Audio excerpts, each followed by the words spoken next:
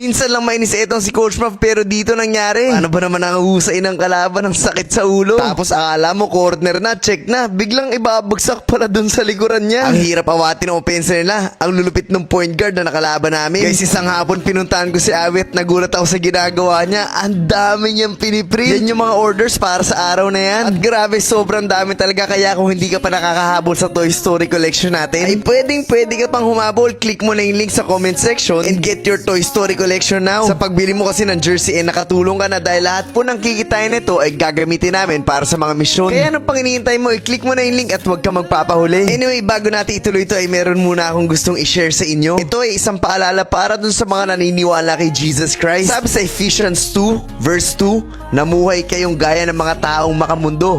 Sakop kayo noon ng kapangyarihan ni Satanas, ang hari ng mga espiritong naghahari sa mundo.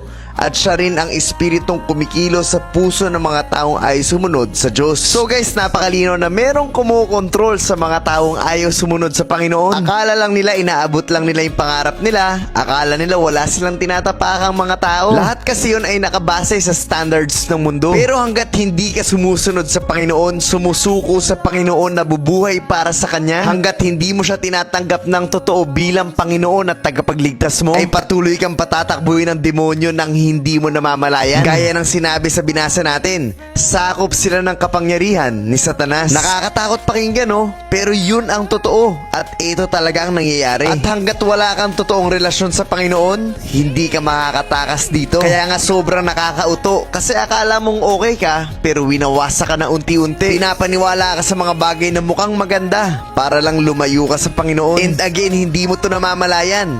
In fact, akala mo maayos ang kalagayan mo. At magiging aware lang ang isang tao sa galaw ng demonyo kapag totoong nagkaroon na siya ng relasyon sa Panginoon, sumunod at naniwala na siya ng totoo. Hindi ka mananalo kung ikaw lang. You need Jesus Christ in your life, and sana po ay malinaw at naintindihan niyo po talaga ang mensahe ng video na to. Punta na tayo sa game kung saan nainis si Coach Mav sa husay ng kalaban. Pero bago lahat, sa mga gusto mag-invite sa amin sa isang die series, i-message na itong number na to dahil malay nyo dyan na kami dumayo sa susunod. Kaya guys, message na at magkita-kita tayo sa mga dayo. Grabe yung shooting nito, talagang pinangulanan kami. Tapos napakasimple lang, biglang papasa ng ganun sa ilalim, libre-libre. Maya-maya ibang point guard naman, eto mas mabilis, mas persado, biglang ganda ng drop kasi foul counted pa. Tapos maya-maya lang nag-error si Coach Mav dito. Fast break, ang lupit ng pasa ito, akala ko saan ibabato, yun pala ibabagsak lang dun sa likuran niya. Grabe yung explosiveness sa fast break, talagang iniiwanan ng lahat. Tapos dito sumobleman siya, kuha niya pa rin. At hindi lang puro bilis, matalino din. Pag screen, ayun na, nag-roll at ang ganda ng pasa. Ang sisipag nito, isipin nyo kapag sumasablay sila